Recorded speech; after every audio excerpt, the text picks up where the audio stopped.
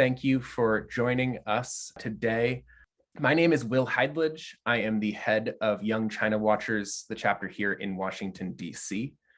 It is my honor and pleasure to welcome you all to today's discussion. Across the board, YCW seeks to give its members access to intimate and candid discussions with decision makers in China's relationships with the rest of the world, and to use our platform to create a future foreign policy establishment that better reflects society as a whole. So I'm thrilled today that our event serves that mission so well. I'll let Joshua and Anne introduce our guest, Congressman Castro, more formally, but in short, he represents both the current and next generation of American foreign policy leadership and is a champion of stronger relations between the US and Asia. And his presence here today during Hispanic Heritage Month, especially given all that is happening on the Hill this week, speaks volumes for how much he values fostering young Hispanic foreign policy professionals. I want to very sincerely thank him and his phenomenal staff for making this happen today. If you're new to our organization, please sign up at youngchinawatchers.com/join. In addition to 10 chapters across the world that organize programs like today's, YCW has a handful of global resources that I hope you'll explore, including our global editorial team. With that in mind, I'd like to introduce our first co-moderator, Joshua Cartwright, YCW Global Editorial's multimedia editor. He is currently a journalist who has worked for CBS News, CGTN America, and the Shanghai Daily, and is currently pursuing an MA in International Economics and China Studies at the Johns Hopkins School of Advanced International Studies, my alma mater. YCW is thrilled to be co-hosting this event with the Latinx China Network. LACHINET connects Latinx or Caribbean students and professionals focused on China and amplifies Latinx and Caribbean voices in China studies. If you would like to get involved, please go to lachinet.org and take their survey. And I encourage everyone to follow them on Twitter at lachinet_. I'm personally thrilled to welcome YCW DC's newest co-director and LACHINET events director, Anne Listerud, as our other co-moderator, and is a senior analyst at Sayari Analytics, where her focus is China's state-owned enterprises and industrial policy. She previously worked as a researcher for the US China Economic and Security Review Commission and Trivium China. With that, I will turn things over to Anne to introduce our guest speaker and to begin the moderation of today's events. Thank you, Will, for that wonderful introduction and for that introduction of LACHINET to this esteemed audience. We're very excited to be co-hosting this event with Young China Watchers, and very excited also in light of Hispanic Heritage Month to be able to focus on US-Asia policy through the framework of work being done by Hispanic and Latino policymakers, and to encourage other young professionals to enter into that field as well. I want to also give a huge thank you to Representative Castro for joining us today, especially given the other demands on his time at the moment. We're extremely pleased to have you, and really excited to have this conversation with you today on your work in particular and on Congress's role in US foreign policy. Representative Castro represents the Texas 20th District in the U.S. House of Representatives. He has served 5 terms. He is a member of the House Intelligence and Education and Labor Committees, as well as the House Foreign Affairs Committee, for which he acts as a chairman of the House Foreign Affairs Subcommittee on International Development, International Organizations, and Global Corporate Social Impact. He is the immediate past chairman of the Congressional Hispanic Caucus. Representative Castro also founded the Congressional Pre-K Caucus, the US-Japan Caucus, and the Congressional Caucus on ASEAN. Before entering Congress, Representative Castro graduated from Stanford University and Harvard Law School and served 5 terms in the Texas legislature. We're very pleased to have you here with us. And with that, I will turn things over to opening remarks from the Congressman. Well, thank you, Anne. Thank you for those very kind and gracious remarks. And it's good to be with everybody from YCW and also LACHINET. Thank you for all the work that you all do. And to each of you individually, congratulations on all your success so far. and everything that you've accomplished and everything that you will accomplish in the coming years. I'm very proud to be now in my 5th term in the House of Representatives, representing my hometown of San Antonio, Texas. And I served before that for 10 years in the state legislature, but it's really been my time in Congress where I've had a chance to work on foreign policy issues in a way that few others actually in the Congress have, and few other Latinos have ever had. The reason I say that is that at least up to last year, I think, for example, I was the only member in Congress who had served on the Armed Services Committee, the Foreign Affairs Committee, and the Intelligence Committee during the 8 years that I've been here. And as you can imagine, the events that have taken place in each of the jurisdictions of those committees has just been incredible. From Foreign Affairs to Intel, where we did the Russia investigation and had parts in both impeachment processes. And so it has been amazing and incredible work. And one of the things that I've resolved over the years is to make sure that our State Department and our intelligence community are reflective of the wider diversity of our country. And Latinos are the most underrepresented group within both the intelligence community and at the State Department, making up about 19% of the US population, but only about 7% of each of those areas, the intel community and the State Department. So, I've spent a lot of time and done a lot of work, as others have as well, trying to make sure that we do better, that we improve things. So that has been a big part of my work in the legislation that I've pursued. I think it's important that our diplomatic corps be representative of the face of America. I think that strengthens us. And it's also so many of the issues that we've taken on over the years concern the people in my district as much as the people of any other place in this country. And so I've continued to continue with that work in this term as well. And with that, I look forward to y'all's questions. Thank you, Congressman.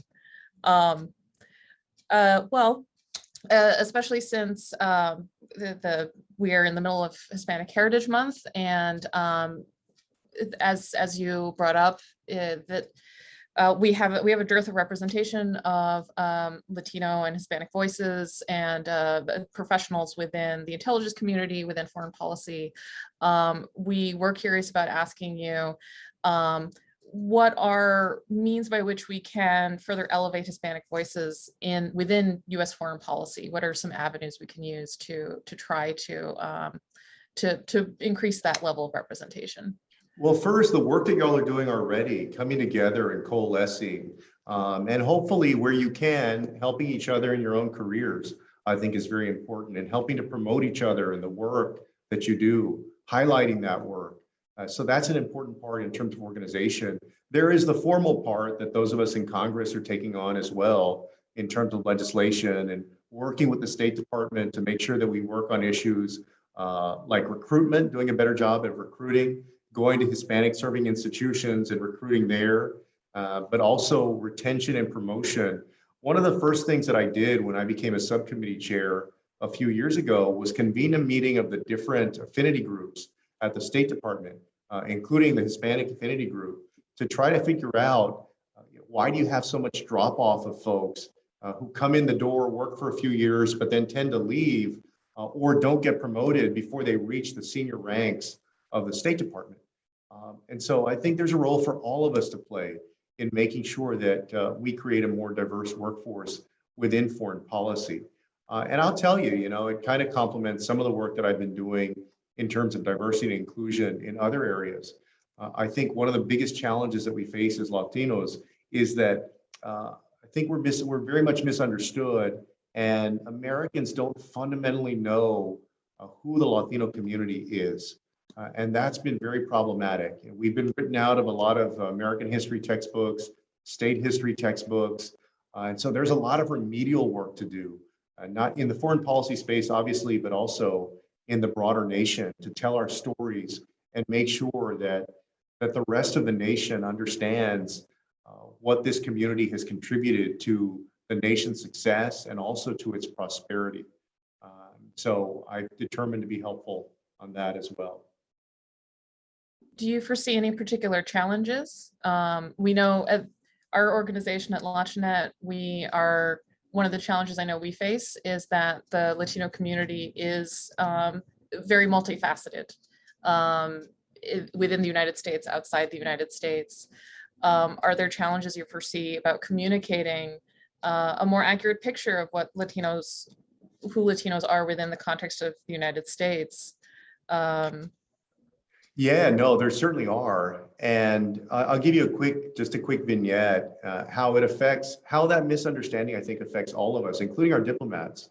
I have a good friend who is a diplomat at the State Department, and he grew up in the same neighborhoods where I grew up, or pretty close by in San Antonio.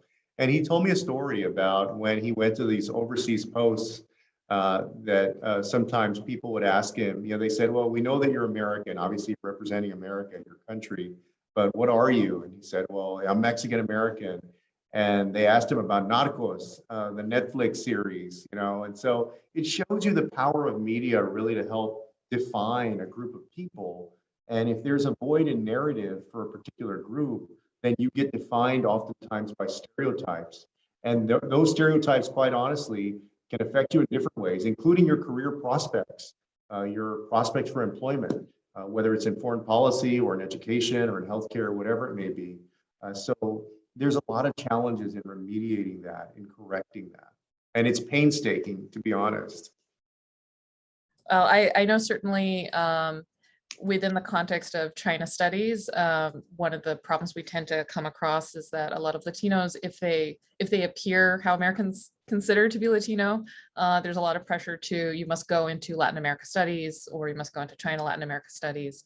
So I really appreciate your comments on broadening that narrative of who people can be and what they can represent. No, that's right. And that's actually part of the reason, not the sole reason, but part of the reason that in addition to serving on the Western Hemisphere subcommittee on the Foreign Affairs larger committee, I also chose to start the ASEAN Caucus with Ann Wagner, a Republican from Missouri. And then in 2013, co-founded the US-Japan Caucus with Devin Nunes, of all people, before he became chair of the Intel Committee, and have been the Democratic co-chair of that caucus for, I guess, going on 8 years now.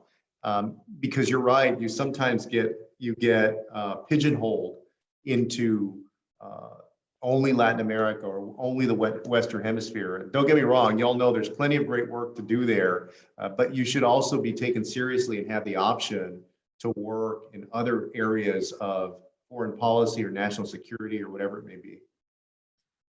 I'm curious also, especially since you mentioned your work founding the Japan and ASEAN caucuses, what got you interested in within the Asia region? What got you interested in becoming involved with that work within Congress? Yeah, Texas and San Antonio in particular had a very strong relationship with Japan and sister cities in different parts of Asia. And so that was kind of the genesis for it. And then I saw in both cases that there was a void or a vacuum there, that there was no US-Japan caucus, and later there was no US-ASEAN caucus. And I thought that by convening legislators, American legislators, and helping connect them with members of the Japanese Diet, for example, that we could help strengthen the relationship there. And it's been incredibly successful over the years. And I've led, I want to say 3 or 4 trips to Japan over the years as chairman of the caucus. And, and so I think it's been great on both sides. Have your views shifted on East Asia over the past years as you become more involved, reaching out to Japanese Diet and other areas? Yeah, that's a great question. I remember the issues and how we talk about them, even in those 8 years, even though it's a short period of time, but a long period of time, right? Sometimes in terms of foreign policy, has changed some. I remember one of the biggest issues that folks would talk to me about in Japan when I went there in 2015, I think, they were talking about energy a lot and the supply of energy. And then when I went there in 2017, everybody was asking the question about who could reliably speak for the new president of the United States in February of 2017. And there was this uncertainty that had taken over, because on that trip, I visited both Japan and South Korea. And there was this great uncertainty about who can we trust in terms of from the Trump administration in reliably speaking for the new president? And it turns out there weren't very many voices over those 4 years that were reliably speaking for President Trump. All right, Representative Castro, thank you again so much for making the time. I want to follow up asking, just given the audience of young foreign policy specialists that we have here, what is the role of the US Congress in shaping America's future relationship with China? Oh, that's a great question. I think, and usually as I think about China and I think about the fact that it's our largest trading partner, our largest competitor on the world stage, that both our nations have long futures ahead of us, that our government styles and systems are very different. I think one of the things, but it's a big thing that we've suffered from as a nation, is that we've not fully come together as a Congress with the administration to really define what it means for China, for example, to cheat versus what it means for China to fairly compete around the world. And when they cheat, I think that we should call them out and we should consider the consequences of their actions. But we should also be prepared to out and out beat them if we're in a competition with them in different ways.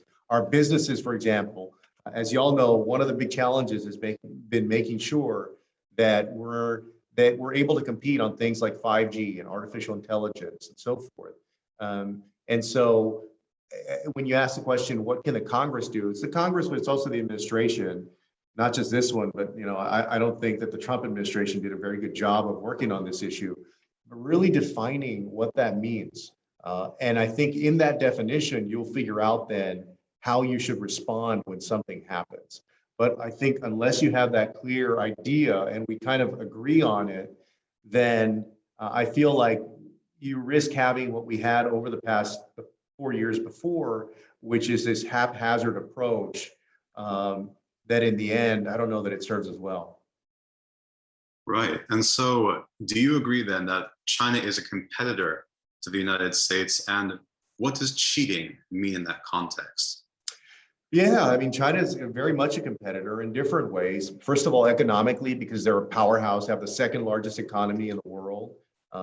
And obviously very effectively with state-driven capital are able to run businesses very successfully in major industries. So in that sense, we're competing with them in different economic areas, economic sectors. But I'll take one example of cheating that I think has seen bipartisan condemnation, which is a violation of human rights and treatment of Uyghur Muslims in China. The internment of, by some reports, up to 1 million people in internment camps or quote unquote re-education camps. That to me is a society that very much, I put it under the umbrella of cheating, but it's a severe violation of human rights. Right, and that actually leads perfectly into my next question, which is, so what are your thoughts on how human rights should be emphasized in US engagement with China? For instance, what role should sanctions play with regards to human rights violations in Xinjiang, which you just mentioned, and also things like eroding democratic freedoms in Hong Kong?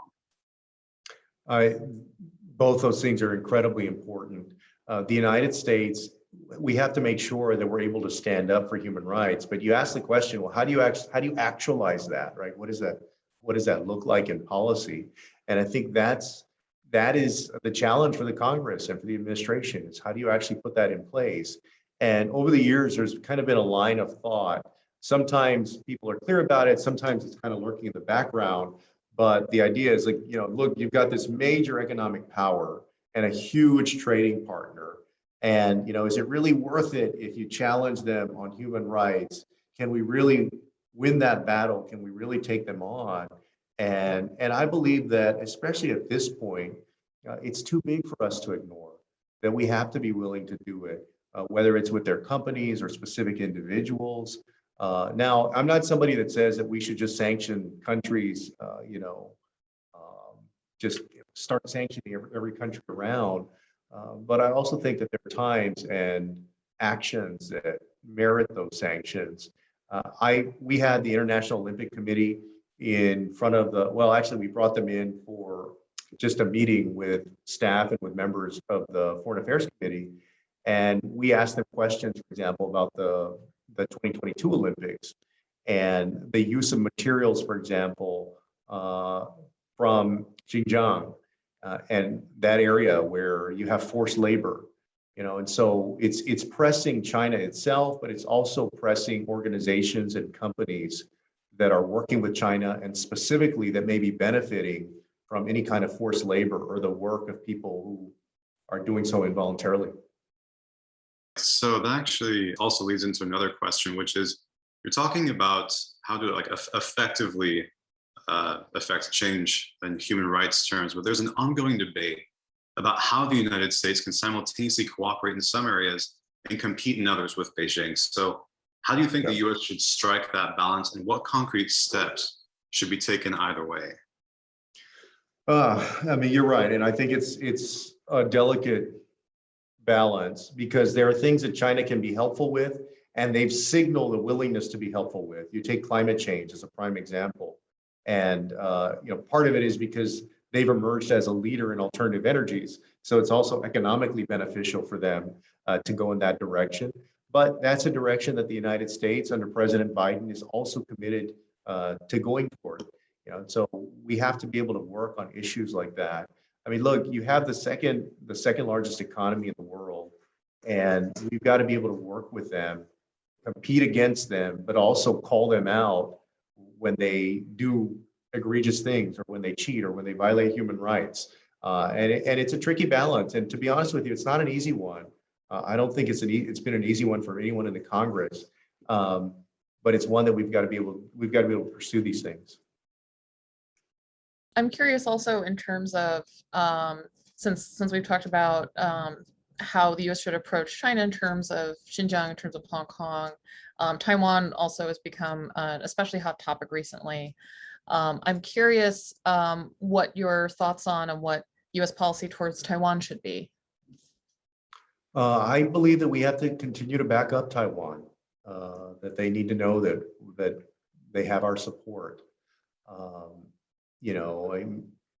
I'm concerned, I know as others are, that China is getting more aggressive. We wonder what they see in their future for Taiwan. But we need to make sure that we send strong signals, continue to send strong signals of support. It sounds like you're saying a continuation of the past policy of US support, but strategic ambiguity. Yeah, no, I think we need to continue that policy of support. Absolutely. So in the context of your roles within the House Foreign Affairs Committee, how does the Western Hemisphere contribute to the US strategy to manage its increasingly important and challenging relationship with China? Well, what you've seen with China's Belt and Road Initiative is that they've been very ambitious in spending a lot of money around the world in building their economy, but also in trying to gain friends around the world. They have only one military base outside of mainland China in Djibouti, and we've seen their activity in the South China Sea. But economically, they're going to places like Africa and Latin America and making major investments and increasing trade with nations in those regions. And in the Western Hemisphere, we've seen them do that. And I believe that if you took away Mexico, that the rest of Latin America does more trade with China than the United States. And trade has increased something like 25 or 26-fold between Latin America and China in the last 21 years. And so there's this incredible surge in economic engagement by China.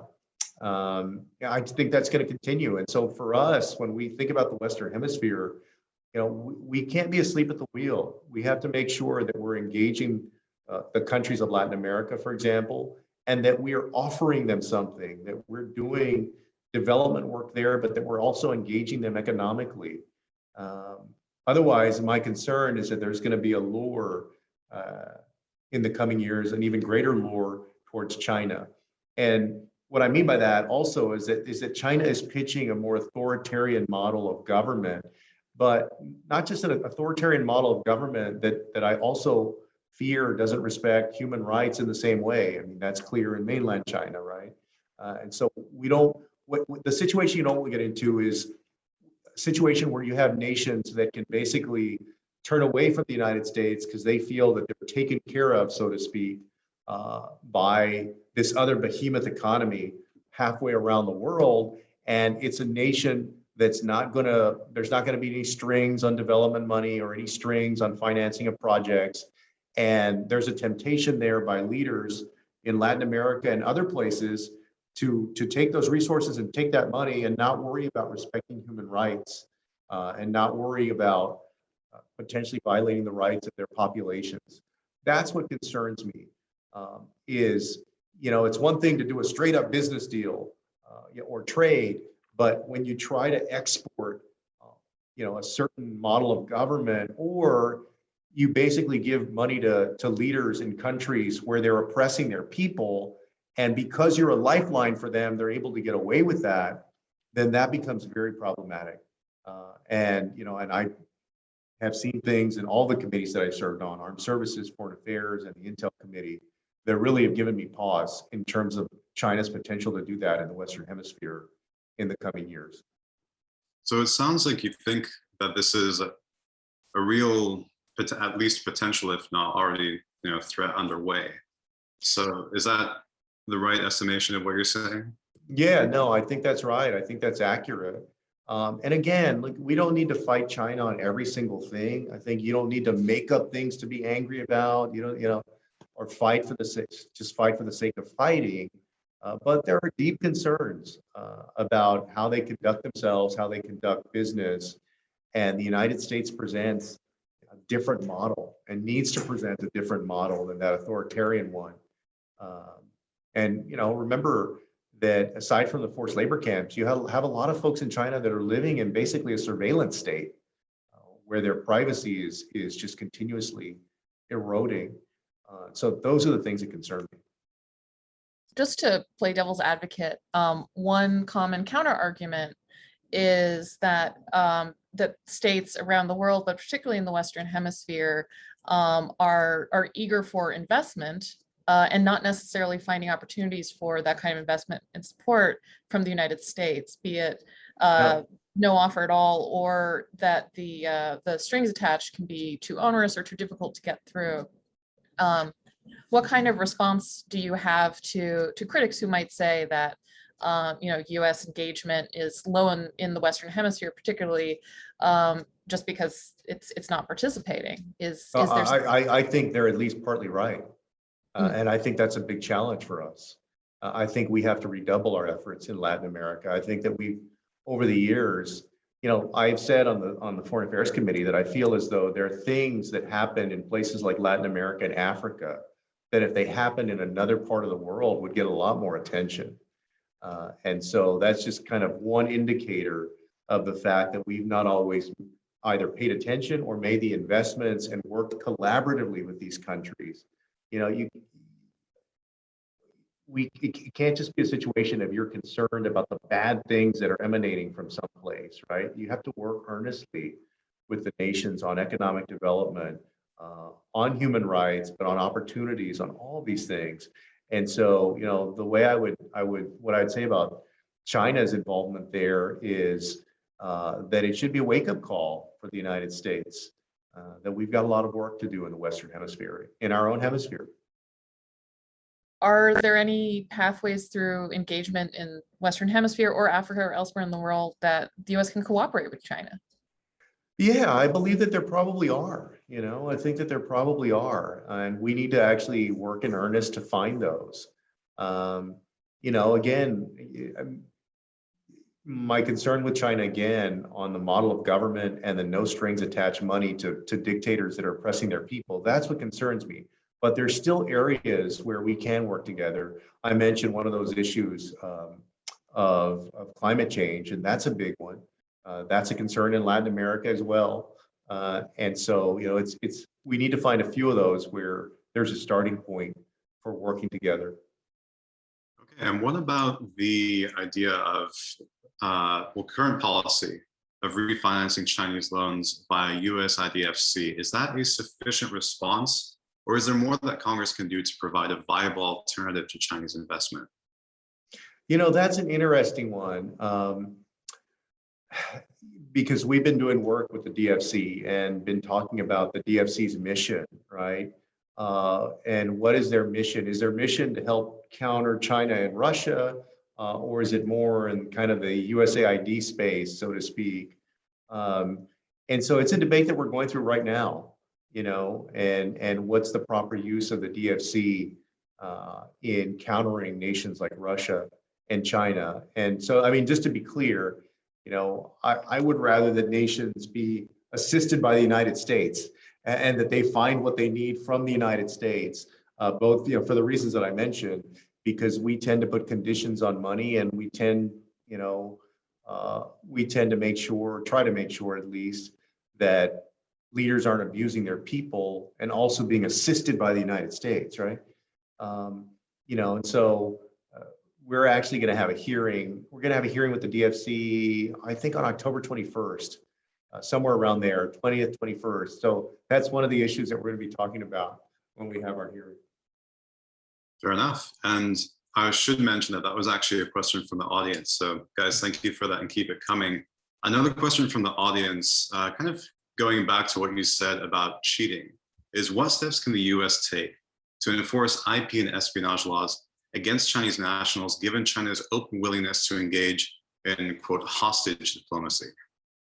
Well, first, I think we have to beef up our resources to counter it, to address it, and make sure that we're aggressively going after it.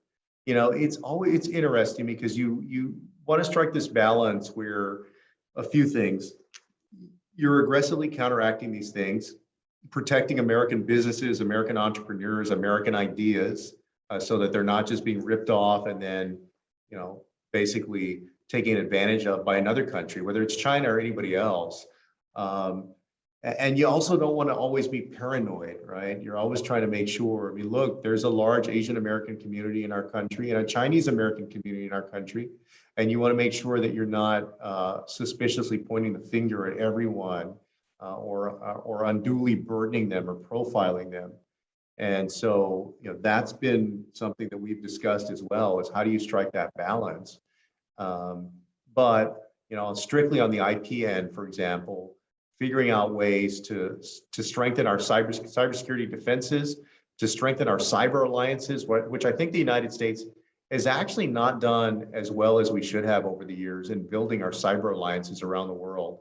I've mentioned over the last few years that we really ought to have the equivalent of a cyber NATO, where nations are, and NATO actually has a cyber component to it, but I think it's underdeveloped, where nations are actively working with each other, even if it's just on the defensive end, to prevent the theft of IP, the damaging of critical infrastructure and things like that. For us, as you all know, it was our election in 2016 with Russia, where they were able to hack in basically to the all 50 state voter registration systems in the country. But it could be, it's also it often is on the commercial side, right? So all of those things, building stronger cyber alliances to combat all of them, and then greater enforcement. That's a great answer. There's some real concrete steps in there, so thank you. Picking up on what you mentioned in terms of trying to sort of combat, espionage from Beijing, but trying to strike a balance for doing that without basically just identifying people by race and going after them that way.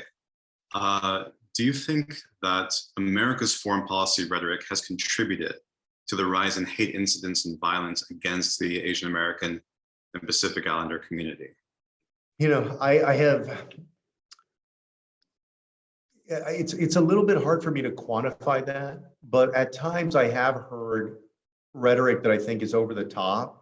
And as somebody who is Mexican American and has sometimes heard comments directed towards Mexico or other parts of Latin America, I know that there can be a spillover in how people of that ethnic group are treated or perceived, or how it affects them. And so I remember about a year ago, already during the pandemic, having a conversation with Judy Chu, who at the time was the head of CAPAC, which is the Asian American Caucus in Congress. and having a conversation about how in Congress we talk about China. You know, obviously there is a lot of tough talk often in Congress towards China. There are a lot of things that they pursued that we're not happy about, obviously. But how do you do it in a way that's constructive and that doesn't create a hostility towards Asian Americans in our country or Chinese Americans, and doesn't, like I mentioned, doesn't create profiling either. So you got to be very vigilant about those things. Shifting gears a little bit, we have another question in the audience. You have introduced a bill to establish and fund the Open Translation and Analysis Center. What is the objective of translating more Chinese government documents? Yeah, I mean, this is an example to me, I think, of how we can be constructive in better understanding China and in translating their own government documents, so we understand, what they're saying, directly what they're saying, have a complete understanding of that. And it's about transparency and information, but I also think that it will help inform the decisions that we make. So again, these are official government documents, so they're firsthand sources. Yeah. And I think less subject, obviously, to interpretation, assuming you got to get the translation right and everything right, but less subject to interpretation. Now, there's also, after that, an analytic component to that. Once you have that wealth of information from the translation, then you've got the analysis part.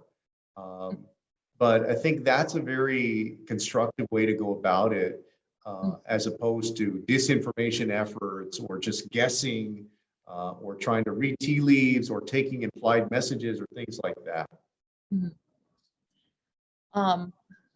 Are you concerned that translating these into English, it could potentially provide a platform for more English language Chinese propaganda that might not otherwise reach an English-speaking audience? I certainly hope not. Of course, that's not our intention. And it's meant mostly, I see this resource being mostly for people in government, of course, people in academia who may take a look at it as well, and other thought leaders, so to speak, who are thinking about this policy. And I think that if we pull it off right, it will have its intended effect.